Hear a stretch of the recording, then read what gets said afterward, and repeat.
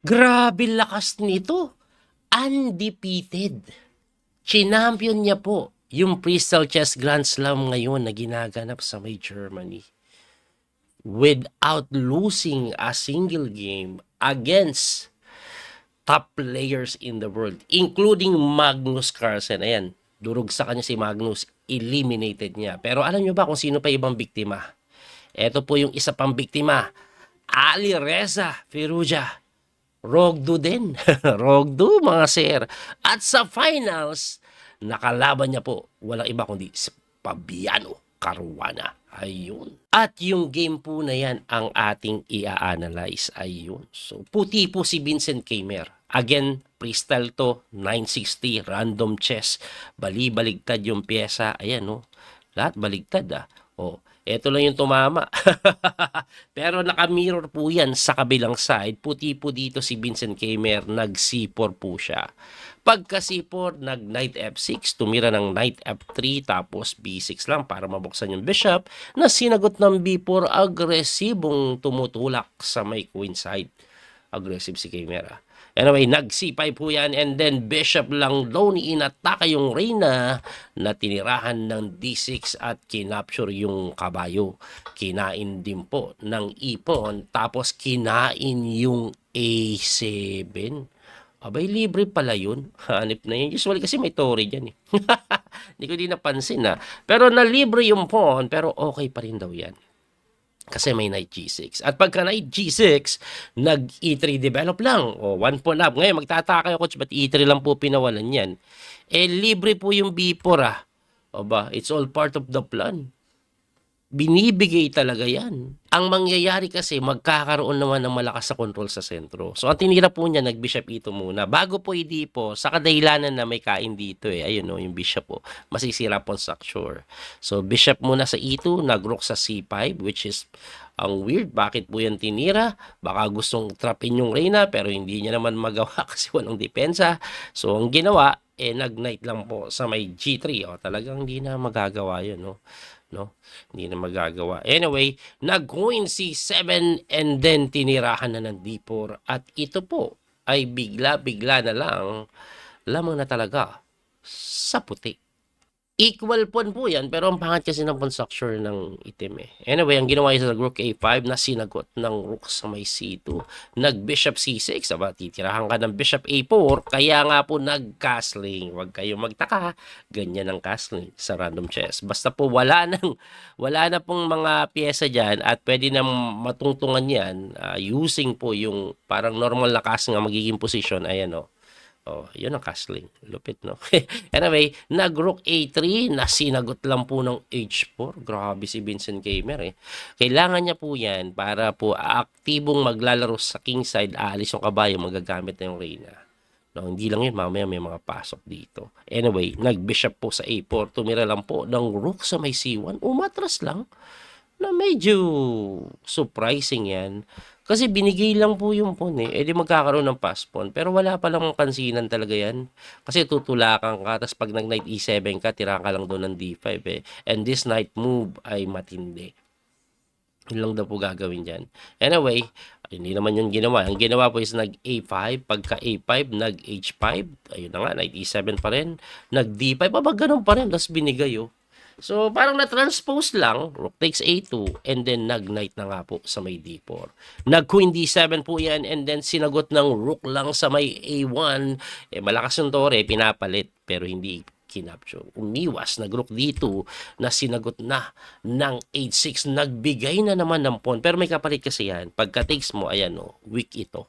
Pero hindi pa nga kinapture yan, bishop muna sa H5 para siya yung lalapa, no? Na sinagot yan ng rook takes D5. Wala nang magawa. Okay? So, ang mangyayari po kasi dyan, kakainin to kulong. Hindi naman to makatalon, may ganun. Grabe, ipit na ipit po. Ipit na ipit, no? Ito pala din, no? Oh. Ayan, no? Ayan pala yung pinaka-threat, knight E4. Kaya pinakain na lang, eh.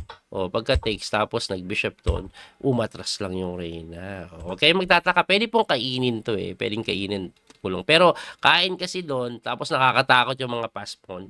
So sabi ni Gamer, ayoko na maraming pyesa, dito na tayo sa quality up lang, o tinulak, tapos hook lang doon, baka sacrifice na tinirahan lang doon, and then umatras lang yung kabayo, number 1 engine mo ba?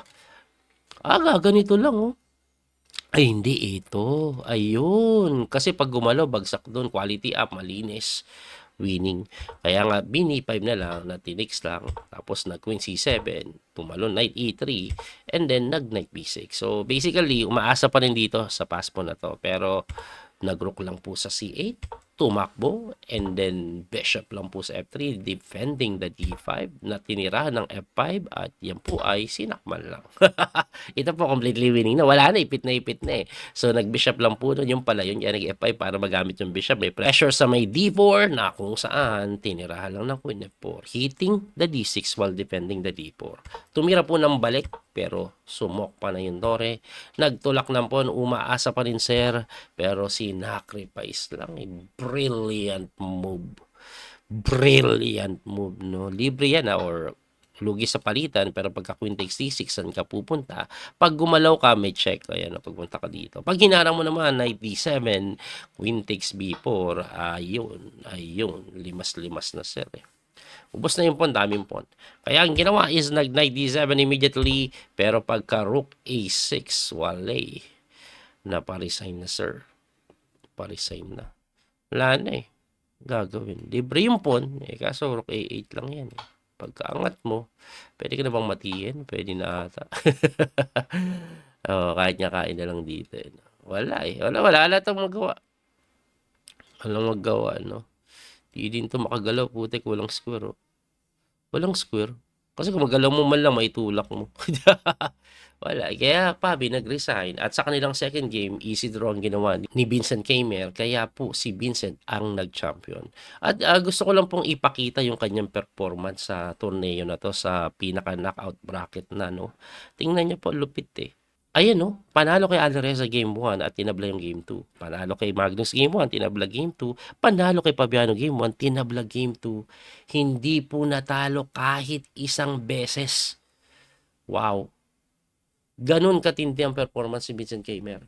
By the way, of course, second si Fabiano Caruana at nag-battle for third si Sindarov at Magnus na kung saan nanalo si Magnus 2-0. So first Vincent, second Fabi, third Magnus Carlsen.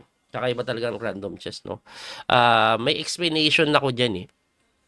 Narinig ko lang to kay Magnus. Ano daw eh, kaya hindi maganda yung laro ni Magnus for some reason.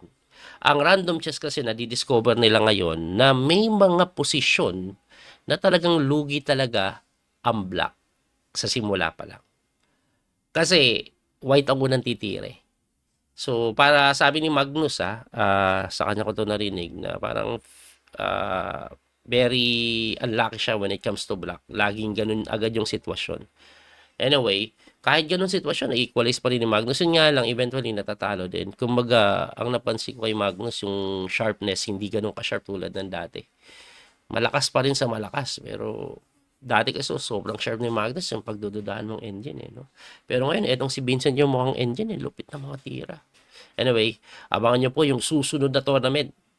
Yung ano po, babalik na po yung Grand Chess Tour. Ayun, yung online event na kung saan lahat po sila naglalaro, no? Yung sinusubaybayan natin, Wesley, maglaro kaya o mag-qualify kaya sa knockout bracket. Abangan po natin yun. Muli po ang inyo, Coach P. Master Daniel Causo. Hanggang sa muli magkikita po. God bless mga kabiyahe. Bye-bye. Salamat sa support. That little mouse, 'cause I'm an albatross.